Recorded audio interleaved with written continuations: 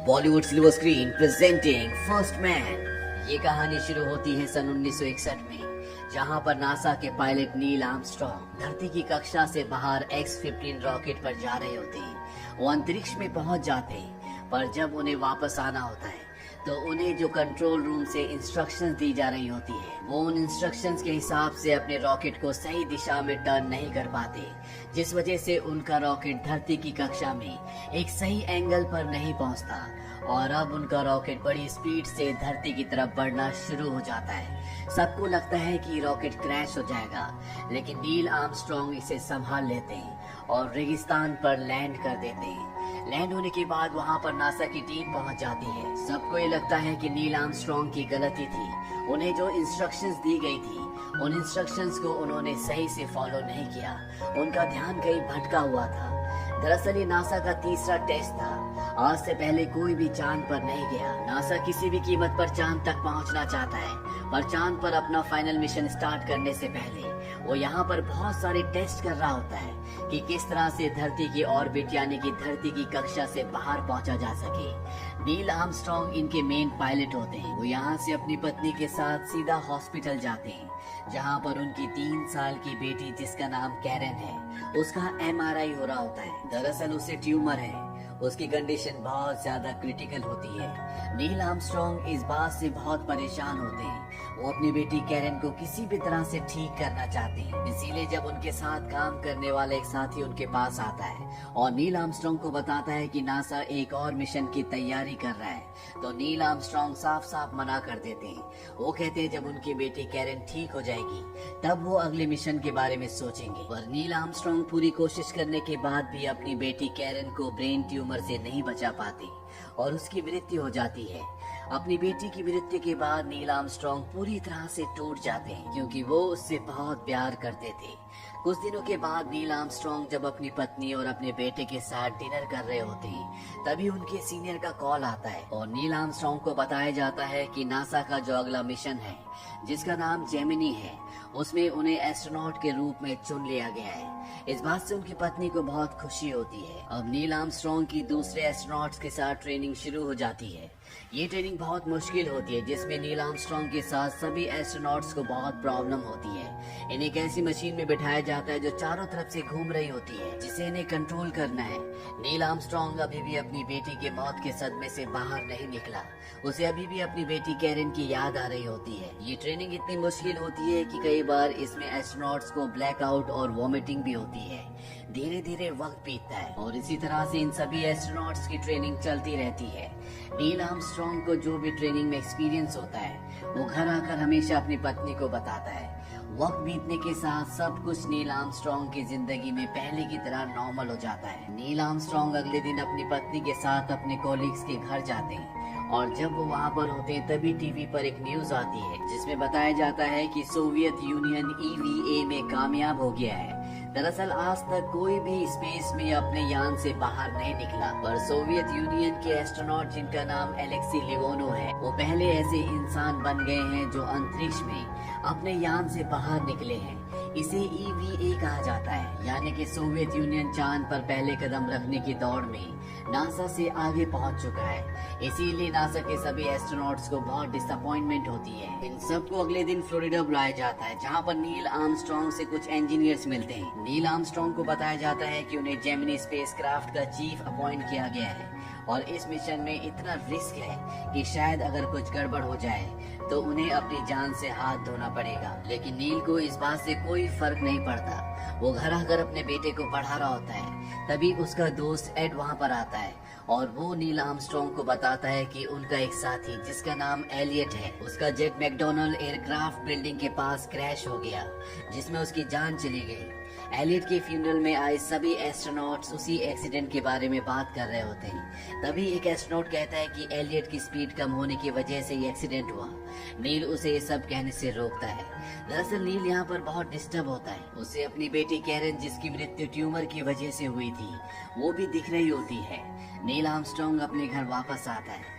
वो घर के पीछे टेलीस्कोप से चांद देख रहा होता है। तभी वहाँ पर एड आता है वो उसे कहता है कि तुम्हें अपना वक्त अपने परिवार को देना चाहिए, पर नील आर्मस्ट्रांग उसे वहाँ से जाने के लिए कहता है। अगले दिन नील आर्मस्ट्रांग अपने 2 साथियों के साथ जेमिनी 8 स्पेसक्राफ्ट में जाता है। पिछले एक्सीडेंट की वजह से सब थोड़ा परेशान होते हैं। जेमिनी 8 लॉन्च होता है और कुछ ही देर बाद जेमिनी 8 अंतरिक्ष में होता है। दरअसल इनका मिशन ये है कि इन्हें एजिना, जो कि एक स्पेसक्राफ्ट है जो पहले से अंतरिक्ष में है, उससे इन्हें अपने जेमिनी 8 को डॉक करना है, यानी कि जोड़ना है। आज से पहले नासा ने ऐसा कभी नहीं किया। ये पहला अटेम्प्ट है जब ये डॉक करने की कोशिश करेंगे। शुरू में इन्हें एजिना नहीं दिखता, पर कुछ ही देर बाद इन्हें एजिना दिख जाता है और ये अपने स्पेसक्राफ्ट यानी कि जेमिनी 8 को उससे आसानी से डॉक कर देते हैं। नासा बेस स्टेशन में खुशी की लहर दौड़ जाती है। उधर घर पर नील आर्मस्ट्रांग की पत्नी जेनेट और पूरा देश नील आर्मस्ट्रांग और नासा के बीच में जो बातें हो रही होती है उन्हें सुन रहा होता है। पर तभी नील आर्मस्ट्रांग की टीम का नासा से संपर्क टूट जाता है, जिस वजह से उनका spacecraft Gemini 8 out of control हो जाता है। उन्हें अपने स्पेसक्राफ्ट को एजिना से, जिससे उन्होंने अपने स्पेसक्राफ्ट को जोड़ा था, उससे अलग करना पड़ता है। कुछ ही देर बाद उनका संपर्क एक बार फिर से नासा से हो जाता है। नील आर्मस्ट्रांग उन्हें बताते हैं कि हमारा जो स्पेसक्राफ्ट है वो आउट ऑफ कंट्रोल हो चुका है, वो गोल गोल घूम रहा है। वो नासा से मदद मांगते हैं।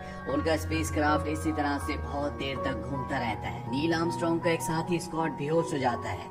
नील आर्मस्ट्रांग सारे सिस्टम को बंद कर देता है और वो किसी तरह से अपने स्पेसक्राफ्ट को कंट्रोल में लाता है, पर अब उसे धरती पर इमरजेंसी लैंडिंग करनी होगी और वो सुरक्षित तरीके से वापस धरती पर लैंड कर जाते हैं। लैंड करने के बाद प्रेस उनसे कई सारे सवाल पूछती है। इस मिशन की फेलियर के लिए नील आर्मस्ट्रांग को ब्लेम किया जाता है, पर नासा की टीम जानती है कि इसमें उनके क्रू मेंबर्स का यानी कि एस्ट्रोनॉट्स का कोई भी हाथ नहीं है। साथ ही नासा ये भी जानती है कि मिशन पूरी तरह से फेल नहीं हुआ, क्योंकि नील आर्मस्ट्रांग जेमिनी 8 को एजिना से डॉक करने में यानी कि जोड़ने में कामयाब हो गए थे। इसीलिए नासा की नजरों में ये मिशन कामयाब था। उन्हें नील से कोई शिकायत नहीं होती। नील का दोस्त एडवाइड उसे बताता है कि उसे और उसके 2 और एस्ट्रोनॉट साथियों को अपोलो 1 प्रोग्राम के लिए चुन लिया गया है। नील उन्हें इस बात के लिए कांग्रेचुलेट करता है। और जब ये तीनों के तीनों एस्ट्रोनॉट 27 जनवरी सन 1967 को अपोलो 1 की लॉन्च की टेस्टिंग की रिहर्सल कर रहे होते हैं, तो उनके यान में आग लग जाती है, जिससे इन तीनों की मृत्यु हो जाती है। उस वक्त नील आर्मस्ट्रांग व्हाइट हाउस में प्रेसिडेंट से मिलने के लिए गया होता है। फोन पर नील आर्मस्ट्रांग को एक खबर दी जाती है, जिससे नील आर्मस्ट्रांग पूरी तरह से टूट जाता है, क्योंकि तीनों की तीनों एस्ट्रोनॉट्स उसके दोस्त थे। इस घटना के ठीक 1 साल बाद दिखाया जाता है कि Neil Armstrong lunar leading research vehicle पर प्रैक्टिस कर रहे होते हैं। दरअसल ये वो व्हीकल होता है जिससे नील आर्मस्ट्रांग या कोई भी एस्ट्रोनॉट चांद पर उतरेगा। और जब नील आर्मस्ट्रांग इस पर प्रैक्टिस कर रहे होते हैं, तभी इसमें कुछ खराबी आ जाती है। और इससे पहले कि नील आर्मस्ट्रांग इस मशीन के साथ जमीन पर गिरते, वो अपना पैराशूट खोल लेते हैं और इस तरह से उनकी जान जाते जाते बचती है। नील आर्मस्ट्रांग के सीनियर उसे कहते हैं कि हमें चांद पर उतरने के लिए इस मशीन का इस्तेमाल नहीं करना चाहिए। आज तुम्हारी जान जाते जाते बची। नील आर्मस्ट्रांग कहता है कि हमारे पास इसके अलावा कोई विकल्प नहीं है और अब हमें ये करना ही होगा। नील आर्मस्ट्रांग अपनी जान पर खेलने के लिए तैयार है, क्योंकि उन्होंने इस मिशन के चलते अपने कई साथियों को खोया है। नील जब घर वापस आते हैं और उनकी पत्नी उनके सिर पर चोट देखती है, तो बहुत परेशान हो जाती है। वो नील से पूछती कि तुम्हें क्या हुआ। नील उसकी बात का कोई जवाब नहीं देता और घर से निकल जाता है। वहीं दूसरी तरफ दिखाया जाता है कि आम जनता नासा के खिलाफ हो चुकी है। वो नासा के खिलाफ प्रोटेस्ट करते हैं। उन्हें लगता है कि नासा सरकार के पैसों को बर्बाद कर रही है। साथ ही इसमें कई लोगों की जान भी जा चुकी होती है। कुछ लोगों का ये भी मानना होता है कि ऐसी जगह जाकर क्या फायदा, जिसके बारे में इंसान को कुछ भी नहीं पता। पर फिर भी नासा के स्पेस स्टेशन में लगातार काम चल रहा होता है और बहुत जल्दी एक दूसरा स्पेसक्राफ्ट बनकर तैयार हो जाता है। नील से मिलने उसका सीनियर आता है और उसे बताता है कि अपोलो 11 चांद पर लैंड कर सकता है और इस पूरे मिशन की कमांड नील आर्मस्ट्रांग को सौंपी जाती है, जिसे वो एक्सेप्ट कर लेता है। नील आर्मस्ट्रांग जब घर पर आता है तो वो न्यूज में देखता है कि अपोलो 10 पूरी तरह से कामयाब हो चुका है और अब अपोलो 11 ऐसा मिशन होगा जिसमें पहली बार इंसान चांद की सतह पर उतरने की कोशिश करेगा। नील आर्मस्ट्रांग की पत्नी इस बात से पूरी तरह से परेशान हो जाती है, क्योंकि वो जानती है कि शायद अब नील आर्मस्ट्रांग कभी वापस नहीं आ पाएगा।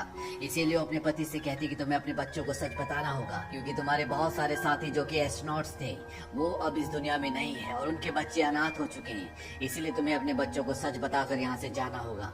नील आर्मस्ट्रांग अपने बच्चों को बताता है कि वो चांद पर जा रहा है। उसके बेटे उससे पूछते हैं कि वो कितने दिनों में वापस आएगा। नील आर्मस्ट्रांग कहता है कि 8 दिन उसे अंतरिक्ष में रहना पड़ेगा और इसके बाद वो वापस आएगा। वापस आने के बाद सारे एस्ट्रोनॉट्स को 1 महीने के लिए क्वारंटीन किया जाएगा, क्योंकि इंसानों को नहीं पता कि चांद पर किस तरह के वायरस, किस तरह की बीमारियां हैं। अगर इनके साथ कोई बीमारी, कोई वायरस आया तो वो इन्हीं तक रहे, वो आम दुनिया तक ना पहुंच पाए।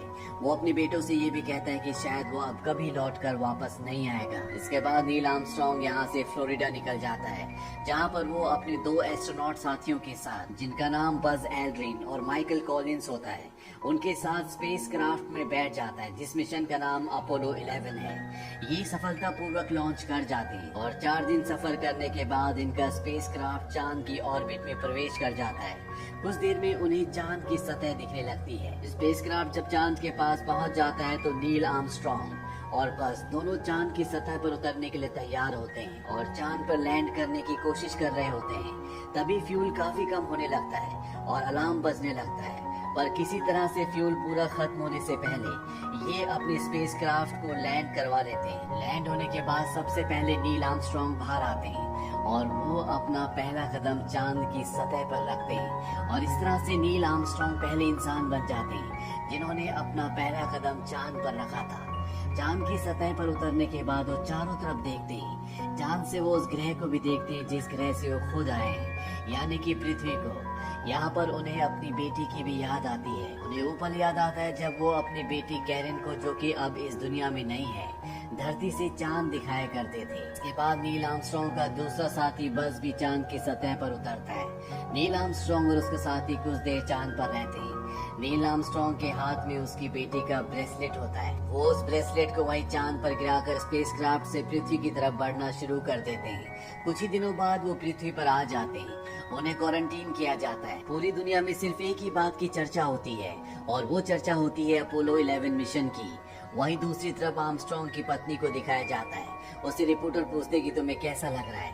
वो कहती है मुझे ऐसा लग रहा है कि ये बात इस दुनिया की नहीं बल्कि किसी और दुनिया की है। इसके बाद वो नील आर्मस्ट्रांग से मिलने के लिए नासा जाती है, जहाँ पर नील आर्मस्ट्रांग को एक कमरे में रखा है। वो ग्लास के बाहर से नील आर्मस्ट्रांग को देखती है। नील आर्मस्ट्रांग भी उसे देखता है। उसे यकीन नहीं होता कि नील आर्मस्ट्रांग अभी भी जिंदा है। और इसी के साथ ही कहानी यहीं पर खत्म हो जाती है।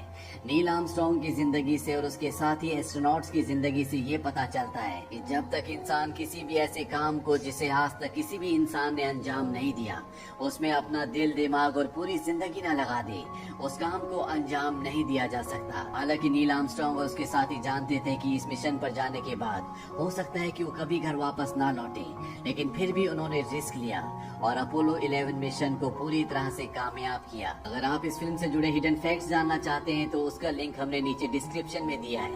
आप डिस्क्रिप्शन में जाएं, लिंक पर क्लिक करें और इस फिल्म की हिडन फैक्ट्स को भी जानें। ये फिल्म सन 2018 में रिलीज हुई थी। IMDb पर इसकी रेटिंग है 7.3। इस फिल्म का बजट था $59 मिलियन और बॉक्स ऑफिस पर इसने कमाई की थी $105.7 मिलियन की। उम्मीद करते हैं कि नील आर्मस्ट्रांग और उसके साथी एस्ट्रोनॉट्स की जिंदगी की ये सच्ची कहानी आपको पसंद आई होगी।